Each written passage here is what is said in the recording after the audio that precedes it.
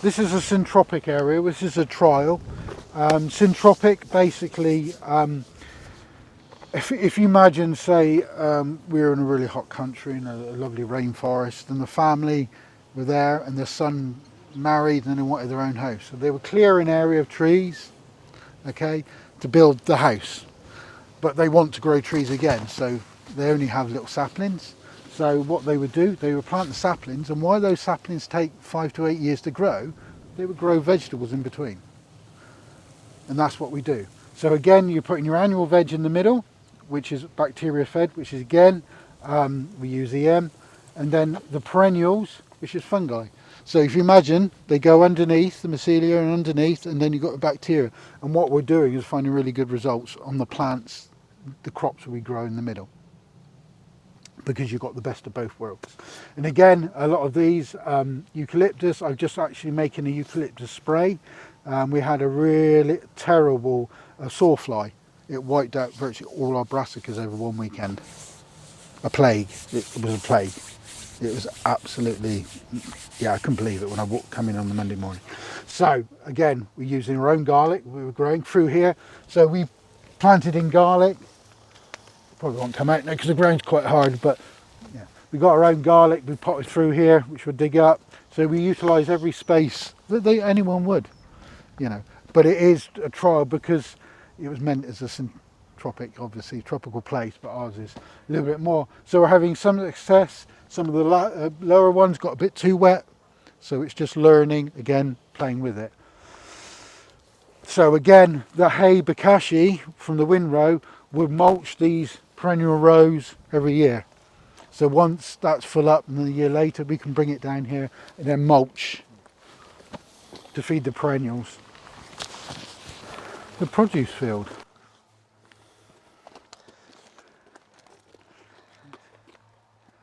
And my favourite place because, I think it's yeah. 4 acres. 4 acres, is it? I think it's 4 acres. So basically these rows had garlic and broad beans in. The broad beans have just gone over, the garlic's been pulled up, which you'll see in the potting shed drying. Same as that was up there. We put in what we call syntropic beds, so very similar to the bottom, but of perennials. So we've done 3 lines across here. So we've got the Burns, which is a natural, was a Devon heap with a hedge on top. But we were finding the wind was just coming over and whipping across, and we had so much wind damage. So by putting 3 lines in, what happens with the wind, it would come down, find another thing, and the wind is lazy, so it would then skit across. And by doing that, you'll keep more warmth, more moisture, because the wind's not going through, drying everything out. So again, we're trying to use nature to help with nature. Yeah, makes complete sense. But this is the thing, is that for people that are going to watch this, they're probably going to go, yeah, I understand natural gardening, etc. And then there's others that are going to look at this and go, it just looks a mess. Yeah. And I appreciate, because it does, in most people's... Yep, definitely. I mean, look at this. This is the crop that was growing here. We crunched down, and it's now rotting down slowly, like a slow carbohydrate. All the small leaves are rotted down and been taken in by the worms. The bigger stuff takes a little bit longer to break down. Again, it's keeping moisture and it's keeping the weeds in, but it's allowing the cover crop, Phacelia, clover, again, all those nitrogen fixing things to help the plant. But I think what we need to show people is actually what's going on in here, because this is the key bit, is obviously what's going on in here. Look at that. I mean, most people, and I'm going to say the word compost because people will look at it as compost. People have a really good compost bin will have that. Well, this is exactly what you're doing in every bed. Yeah. But rather than you taking it away and bringing it back, it just does it for you. So all that manpower wheeling it to a compost heap, just leave it on the ground. Just leave it on the ground, cover it over. And it may look messy for a little while. Yeah. But the thing that grows the other side of it is... Yes, and then you have polyculture. So we've got chard, we've got lettuces, we've got coriander through this bed. There's beetroots just dotted down the sides. So everything is covered. There's very minimal. There's a bit of grass, but there's Phacelia, different things down there. And we've done the beetroot in blocks. So we've got a lovely Bolt Hardy. Beautiful. Yeah. And this is a thing that I'm sure That's you. a small one. So this one- Yeah, I mean, most people would say it was quite a big one, but I yeah, think. well, that's just I haven't showed you my courgette yet. I haven't showed you courgette yet. So again, as I said, these lettuces are bolted, but we're going to leave them because we want to collect the seed. So we got the seed for next year. Okay, Yeah. but also they will flower, you know, but they are very bitter now. Yeah, so if you tasted that, it kind of will taste like lettuce, but it will be very bitter. Very bitter. Yeah. So, but we're leaving those because we want to keep the seeds. Again, these lettuces are grown in our climate, in our soil, so the genes are set. So Yep. if we get the seeds, and you might find they cross-pollinate with the red, the Yep. Rosso. So what you might find is you might get a really funky one. growing Yeah, next hybrid. year. Without And using we've got any. that with the cows. We've already had some red Russian with frills. We've got frilly red Russian. So that's really lovely, and the pub love it. So Yeah, because it's something different. Yeah. And Again, we're using ornamentals, but this is chrysanth, the only edible chrysanth. It's quite a strong leaf, put into salads. It worked in the beef salad. It's very strong. Again, you can eat the flowers edible for obviously garnish, making things look very pretty. So, but it brings pollinators in the whole. But this is a thing that makes me laugh when I look at this, because if you then put this into a commercial background, Yeah. people would look at it and go, "Oh, it's just a load of mess." I mean, you got. I have to point out the nettles.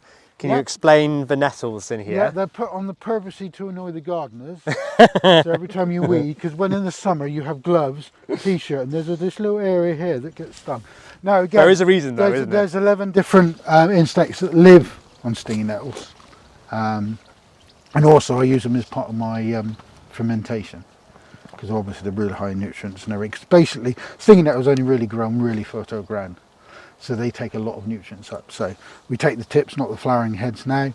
And again, we can make a fermented plant juice out of them. So again, very, very useful. But they're mainly for annoying the gardener. As I say, these are the courgettes. Last year we had a really bad year with courgettes because we didn't have the second greenhouse, which is our propagation greenhouse. So a lot of our young squash plants got rotted because it was so wet. Yeah. But this year, because we had that, we could keep them indoors. They lasted a little bit longer. We put them out, and I just sit there going mad. And this is what makes me laugh. You go to a supermarket and buy this. So this is 2023 at the moment. To buy one of those, I went to Lidl's the other day. It was £1.90 for that size. I mean, you look at it and laugh I because tell you, 150, it's yours. No, all different things. Aniseed hyssop, mint hyssop. I don't know if this one's the aniseed or. No, it's a mint one. I'll try and find you the aniseed. There's an aniseed hyssop that tastes of aniseed, which they use in the bar for cocktails, making syrups and things like that. Then the beans and peas and sugar snaps. Again, we used all the hazel sweet pea sticks from our hedgerow where the sloes were. So that's full of hazel. So we used those as pea sticks. We harvest them just as they started to, before they break leaf. So they're obviously got the sap in, so you'll be able to tie them together to make a frame. So we used all those.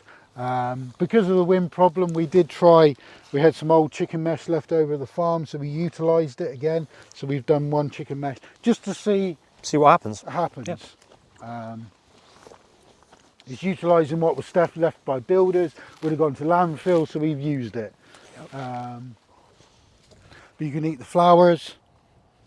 Again, it's just trying to make everything we grow polyculture, which means we just intermate everything. Beetroots. Yeah.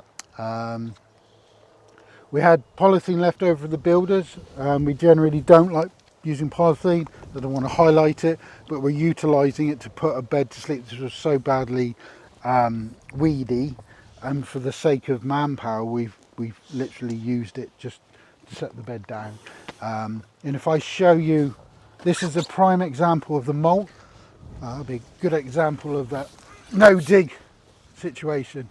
So this bed Yeah, I'm here, always interested to hear what people think of no-till, no-dig, because obviously there are, and we'll just make it nice and generic. so basically this bed was like this bed here, just covered with cover crop, chopped down hay. Okay, it was left over winter to mulch, and this what is underneath. So you really get in the worms. It hasn't been broken up yet. No, but straight away, I mean, I'm picking it up and look at it. The smell, you know, you get that smell of And- forest floor, of rotting vegetation, the good smell, not the, Yeah, but the this rotting is... cabbage smell that a lot of composts have. So I do this a lot with, when I talk to people about composting generally, is that the best way to tell if it's good or bad is sniff it. Yeah, If it smells like soil, Our noses are the best safety deterrent we have. yeah. But actually, if it smells more like soil than it does anything else, Yeah. then that's a good thing, Yeah. because that's the microbes you actually smell in that process. But you look at that, I mean, you know, it's amazing. So as I was saying, so we won't cultivate this. So what we've done is remove the material onto this bed, and what we do is we call it broad forking. So basically there is some compaction because you found it quite hard to put your hand in. Yep. Okay, because this has been set, the rain and everything has compressed it down. So what we use is a broad fork, which is one of these babies. So basically, as I said to you, that if I said to you the soil's like a city, okay, you got skyscrapers with people living in, then you got your power lines, you got shops, you got your people in cafes eating, and then you got your roads, then you got your sewage. You dig, you put the sewage at the top, you put all those people in the skyscrapers down at the bottom. It's the same as nature. They can, not all those animals can live at those different levels. So why do we cultivate it? We just ruin their lives. So again, you're killing half your soil. So again, what do you have to do? Oh, put fertilizer on. Put fertilizer on. So again, by taking material away, starving what's in the ground of food out of season, but by cultivating, you're killing the other half. So again, you have a very strong bacteria count of bad bacteria because they're the ones that are strongest and, you know, the meanest, as we all know. Yep. So what we do is what we call broad fork. So basically we put this spike in and we lift the soil to crack like that, and then you let it. So all we've done is just open those layers. Yep. So we haven't changed the layers, but that's going to allow air, water to penetrate deeper than if you have compacted ground, it washes off. So if you have a downpour, it just washes off, runs down there, and that soil stays dry. Do you know what makes me laugh though? Because this process, if you look taking it, because we live in a society where people want to have perfect lawns, Yeah. aeration of lawns, people understand that because you make yeah, holes in it yeah. and therefore the grass Yeah, grows. yeah. And then all we do over there, we will put a layer of IMO, Bokashi spray in part of our soil solution, and if we had it biochar, Yeah. rake it over, and then put that mulch back on. So we've got food for all that bacteria and fungi we just put in there. We've got biochar for them to go to sleep when they don't want to feed or it's too cold, too wet. So that's what I call about resetting these beds. Every bed will be the same. So we cut down plants and drop them.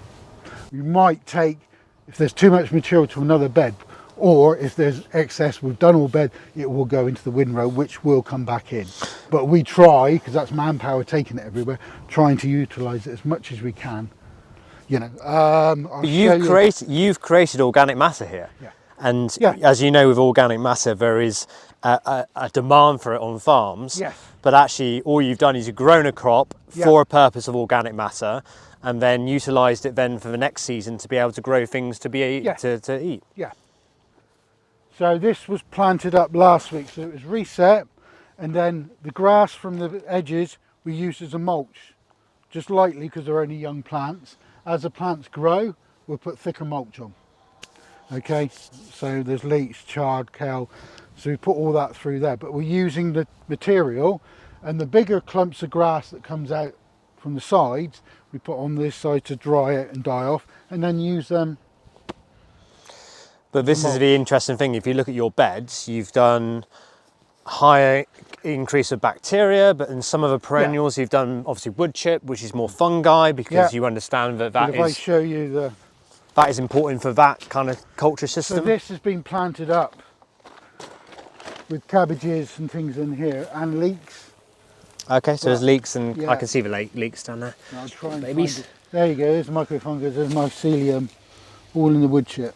That's all just naturally there. And again, you've just designed the system so that they can Yeah. create this, not putting it in there. So basically all that fungi is breaking down that wood chip, which is our own wood chipped. So it's again from our trees, as I said, through the edible forest. Some of those big ones we'll cut down and chip. We don't like chipping, but at the minute some of the big ones you can't just leave as logs, but we're using those in the future, which I'll leave for another secret. Ooh.